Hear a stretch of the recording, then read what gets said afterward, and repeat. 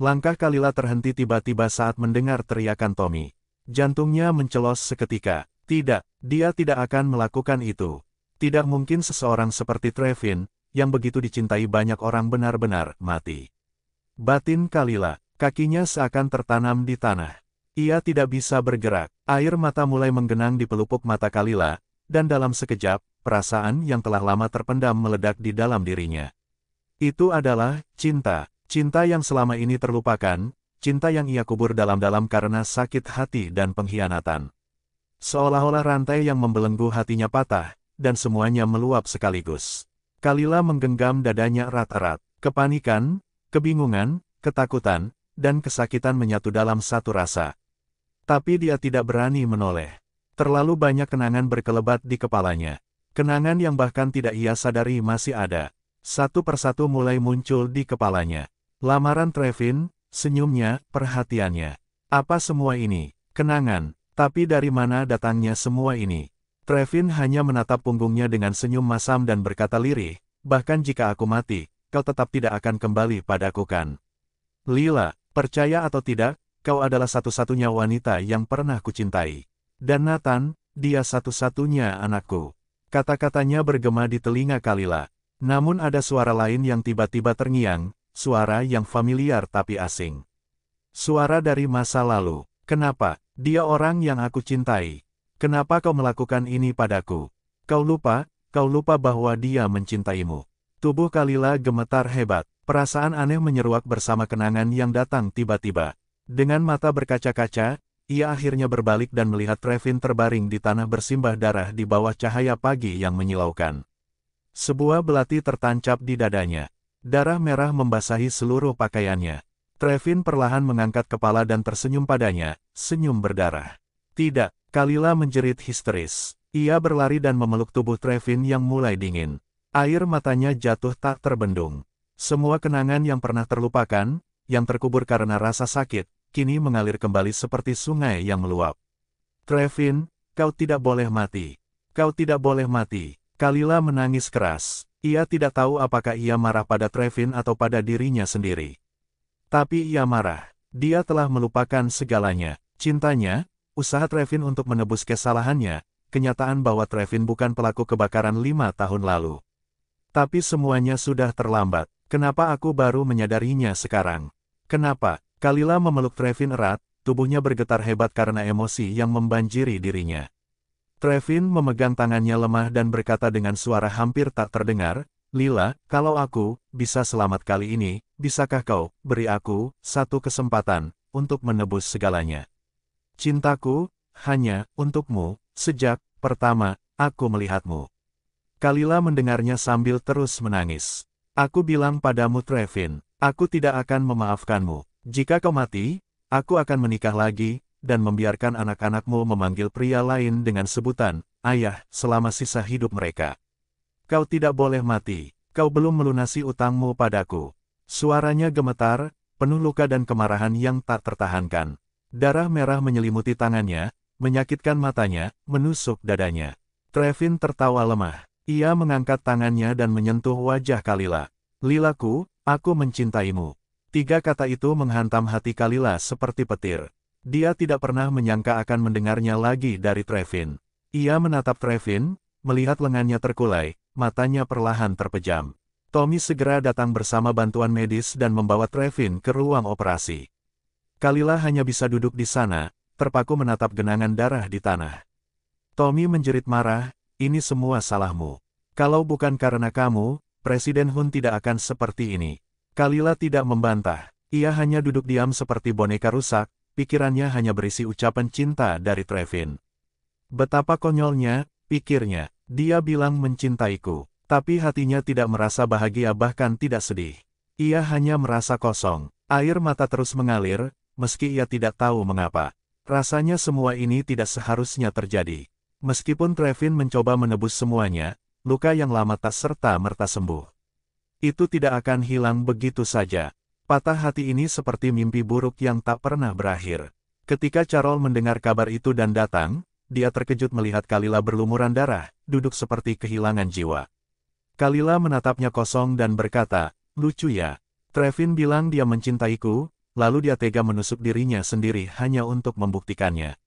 Apa? Carol bertanya terkejut, tapi perlahan mulai memahami. Presiden Hun selalu sangat mencintaimu, katanya lembut. Kalila tertawa pelan, tapi air matanya tak berhenti. Ia tampak seperti orang gila yang tertawa sambil menangis. Carol tidak pernah tahu senyum seseorang bisa begitu menyakitkan untuk dilihat. Dengan bantuan Carol, Kalila perlahan bangkit dan berjalan ke ruang operasi. Nathan dan Melvin berlari menghampiri mereka. Ada apa Bu? Kenapa bisa seperti ini? Tanya Melvin cemas. Kalila tidak sanggup menatap anak-anaknya. Ia tidak pernah menyangka Trevin akan melakukan ini. Dengan takut-takut ia menatap Nathan, takut jika putranya juga akan membencinya seperti Tommy tadi. Tapi Nathan malah maju, memegang tangannya dan berkata, "Ibu, tidak apa-apa. Ayah akan baik-baik saja." Kata-kata Nathan menghancurkan sisa-sisa pertahanan Kalila. Ia memeluk Nathan erat dan berbisik, "Maaf. Ibu tidak bermaksud begini. Ibu sungguh tidak bermaksud." Carol menyaksikan pemandangan itu dengan kepala yang terasa berat dan hati yang semakin kalut. Ia benar-benar tidak tahu harus berbuat apa untuk memperbaiki keadaan ini. Nathan kemudian menoleh, menatap dingin ke arah Melvin yang masih menangis keras, lalu dia berkata tegas, "Diamlah atau keluar dari sini." Melvin langsung terdiam, meski ia masih terseduh pelan. Tatapannya tertuju pada Nathan dengan kesal, seolah menuduhnya tidak berperasaan. Saat itu dokter keluar dari ruang operasi. "Bagaimana keadaannya?" tanya Carol dengan cemas. Dokter menghela napas panjang. "Lukanya sangat parah. Pisau itu hanya berjarak 1 cm dari organ vital. Saat ini ia mengalami pendarahan hebat dan sangat membutuhkan transfusi darah.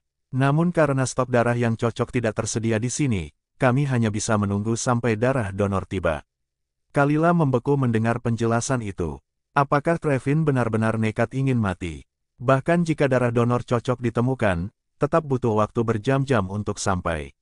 Apa dia melakukan semua ini hanya untuk membuatnya percaya? Dengan hati yang kacau Kalila nyaris meminta Nathan untuk menjadi donor, namun Melvin tiba-tiba berkata, "Aku bisa mendonorkan darahku.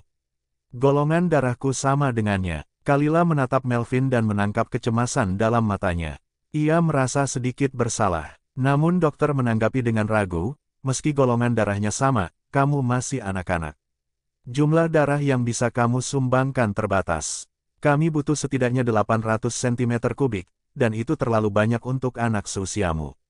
"Aku juga bisa mendonor," ujar Nathan pelan, kepalanya tertunduk. Kalila terkejut. "Nathan," panggilnya lirih, belum sempat mencegah, namun ia bingung.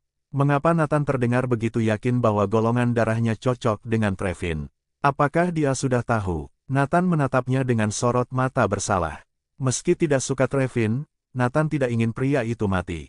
"Maaf Bu," ucap Nathan pelan, namun Kalila mendengarnya jelas. Anaknya minta maaf, tapi untuk apa? Karena ingin menyelamatkan ayahnya. Kalila merasa sesak, seperti ditikam perasaan yang tak ia pahami.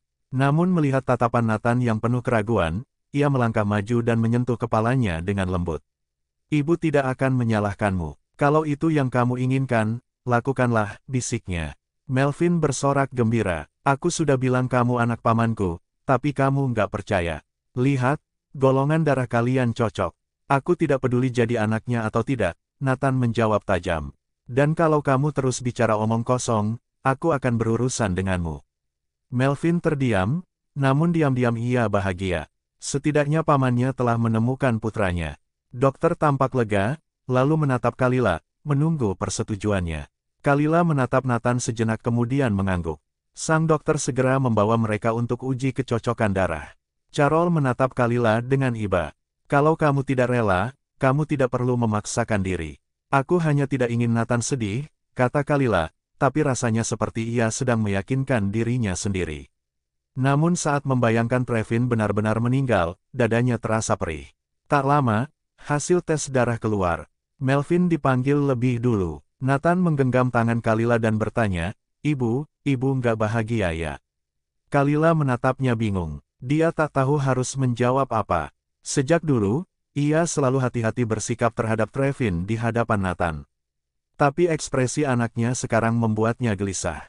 Apakah Nathan sudah tahu sesuatu?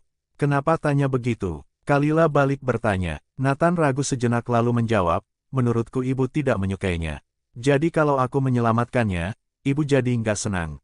Kamu ingin menyelamatkannya? Kalila malah balik bertanya, tidak menjawab pertanyaan sebelumnya. Nathan terdiam. Ia tahu siapa Trevin baginya. Meski pria itu bukan ayah yang baik, dia tetap tidak ingin dia mati. Ibu, kenapa ibu terlibat dengan Tuan Trevin Hun? Ibu bilang ibu kembali untuk menyelamatkan adikku, tapi aku belum lihat ibu melakukan apapun. Jadi, apa yang sebenarnya ibu mau lakukan?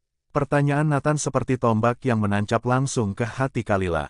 Ia tak bisa menjawab. Saat Trevin terluka tadi, ia panik hanya memikirkan nyawa Trevin, bukan tentang Nita. Menatap mata putranya, Kalila memaksakan senyum lalu mengusap rambutnya. Nathan, kamu melakukan hal yang benar. Ibu bangga padamu. Kalila memeluk Nathan erat. Ada perasaan yang tak bisa ia ungkapkan. Nathan juga merasa sesak di dadanya. Ia tahu ibunya menyimpan banyak hal, dan ia berharap suatu hari ibunya akan jujur padanya. Ia bisa merasakan bahwa ibunya tidak ingin Trevin mati. Tapi jika begitu, kenapa ia terlihat begitu membenci pria itu? Saat Nathan masih larut dalam pikirannya, Melvin keluar. Nathan pun segera masuk. Di ruang operasi, Nathan melihat Trevin terbaring tak sadarkan diri dengan wajah pucat. Sosok yang kemarin masih berbicara dengannya kini tampak tak bernyawa. Apakah ibunya menyakitinya? Apakah ibunya ingin membunuhnya? Kalau benar begitu, haruskah dia tetap menyelamatkan Trevin? Nathan bimbang. Pikirannya bercampur aduk memenuhi kepalanya. Dokter mengira Nathan terlalu gugup lalu menenangkannya. Tenang, ini hanya sedikit sakit. Kamu akan baik-baik saja. Tapi Nathan tak menggubris dokter. Ia hanya menatap Trevin dan berkata pelan, aku akan menyelamatkanmu. Jadi sekarang kau berutang padaku. Semua orang di ruangan itu terdiam. Tak satu pun mampu berkata apa-apa. Nathan duduk di kursi dan memberi isyarat agar prosedur dimulai. Sepanjang waktu, matanya tak pernah lepas dari wajah Trevin yang masih terpejam. Nathan benar-benar fokus pada Trevin, dan tidak ada yang tahu apa yang sedang dipikirkannya. Kesadaran Trevin mulai mengabur. Meski belum bisa membuka matanya, ia mendengar apa yang dikatakan Nathan. Bagi Trevin, itu sudah cukup membahagiakan, entah karena Nathan datang atas kemauannya sendiri atau karena Kalila yang memintanya. Itu tetap berarti. Dokter tidak berani mengambil terlalu banyak darah dan segera menyelesaikan prosesnya. Nathan menekan lengannya dan keluar dari ruang operasi tanpa sepatah kata. Kamu baik-baik saja? Tanya Kalila. Nathan menggeleng sambil tersenyum tipis. Ibu, aku lapar. Ayo kita makan. Kalila tampak ragu. Ia masih khawatir pada kondisi Trevin. Melvin ikut menimpali, aku juga merasa lemas setelah donor darah. Kita makan yuk. Kalila ingin menunggu hingga Trevin benar-benar sadar, tapi melihat kedua anak itu, ia merasa tak bisa menolak. Carol berbisik, bagaimana kalau Anda yang tinggal di sini saja Nona Winnie? Saya bisa pulang dulu dengan anak-anak. Namun Nathan berkata, Ibu, aku mau makan masakan Ibu. Kalila pun bangkit dan menggandeng kedua anak itu. Ia menjawab Carol dengan dingin, tidak perlu. Aku akan membawa mereka pulang. Carol tidak berkata apa-apa. Matahari sudah terbit dan sinarnya hangat, namun Kalila tetap merasa dingin. Sesampainya di rumah, Kalila masuk ke dapur untuk memasak. Sementara itu, Melvin menarik Nathan duduk di sofa dan berbisik, lenganmu baik-baik saja. Kamu benar-benar bukan anak pamanku. Tapi terima kasih ya untuk hari ini. Nathan mengerutkan kening. Trevin itu pamanmu, bukan ayahmu. Melvin menggeleng. Aku tidak pernah bertemu ayahku. Katanya ayahku sudah meninggal, dan pamanku mengadopsiku. Tapi kamu benar-benar mirip dengannya. Aku ingin seperti dia, tapi aku tidak bisa apa-apa. Nathan terdiam sejenak lalu berkata pelan, apa bagusnya mirip dengannya? Kamu sudah cukup baik seperti sekarang. Melvin mendesah dan cemberut. Tapi aku ingin jadi lebih kuat, supaya ibuku bisa menyukaiku. Sekarang aku punya kamu, aku yakin kamu akan melindungiku ke depannya. Ia tersenyum bodoh, membuat Nathan sedikit canggung. Aku tidak akan lama di sini. Aku harus segera kembali. Ini bukan rumahku, aku tinggal di luar negeri, ujar Nathan. Melvin langsung memeluk Nathan dengan erat. Jangan pergi. Kalau kamu pergi, aku sendirian lagi. Aku nggak mau semuanya kembali seperti dulu. Nathan sebenarnya tidak suka dipeluk.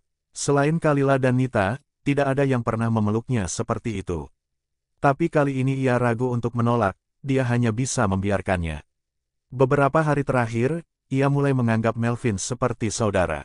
Meskipun sering terganggu olehnya, ia tidak ingin menyakiti perasaannya.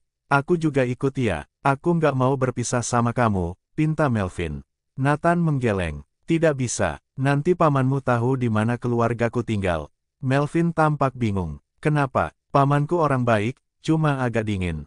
Nathan mendorongnya pelan. Pokoknya tidak bisa. Kalau kamu anggap aku saudaramu, jangan bahas ini lagi, atau aku nggak akan peduli sama kamu lagi. Melvin terdiam. Meski sedih, ia merasa bersyukur karena Nathan masih di sini. Karena kehilangan banyak darah, Melvin jadi sangat mengantuk. Ia bersandar di bahu Nathan dan menguap. Aku mau tidur sebentar. Bangunin aku pas makan ya, jangan makan sendirian. Lalu ia tertidur. Nathan meliriknya dengan ekspresi rumit. Ia tak habis pikir bagaimana Melvin bisa bertahan sejauh ini. Polos, mudah percaya, dan terlalu terbuka. Namun jika ia tumbuh bersama Soraya, mungkin dia akan jadi orang yang jahat. Meski tak nyaman, Nathan membiarkannya tetap bersandar, bahkan menyelimutinya. Kalila melihat pemandangan itu saat keluar dari dapur. Sesaat, ia merasa melihat bayangan Nathan dan Nita di masa lalu. Ia kembali ke dapur, hati-hati agar tidak mengganggu mereka. Nathan memang sangat cerdas dan tidak mudah membuka diri. Hanya pada orang yang sangat berarti ia mau berbicara lebih dari sepatah kata, apalagi disentuh. Melihat mereka begitu akrab, Kalila merasa bahagia dan sedih sekaligus. Meski Nathan tampak tidak menyukai Melvin, ia jelas menganggapnya saudara. Kalila berharap, jika suatu saat ia tak ada lagi, akan ada seseorang yang bisa menghibur Nathan. Tapi ia ragu apakah Nathan akan menerima kenyamanan dari keluarga Hun, terutama dari Melvin anak Soraya. Kini ia hanya berharap Nathan bisa tetap bertahan saat hari itu tiba. Setelah makanan siap, Kalila keluar. Nathan tampak bingung, tak tahu harus membangunkan Melvin atau tidak. Ibu, Nathan mulai bicara. Makanannya sudah siap. Kenapa Melvin malah tertidur? Tanya Kalila pura-pura tak tahu apa-apa. Nathan menghela napas lega. Dia kelelahan setelah donor darah. Mungkin itu sebabnya. Kalila mengangguk. Ayo makan. Setelah itu, naiklah dan beristirahat sebentar. Lalu ia berjalan pergi, namun sempat menoleh pada keduanya. Andai saja kedua anak itu adalah anaknya sendiri, mereka pasti akan jadi saudara yang baik. Bersama Nita, mereka akan jadi keluarga yang utuh. Tapi kenyataannya Melvin adalah anak Soraya. Kalila selalu berusaha meyakinkan dirinya bahwa anak tidak bersalah. Tapi setiap kali ia mengingat Nita yang terbaring di rumah sakit sejak kecil, hatinya dipenuhi amarah dan benci.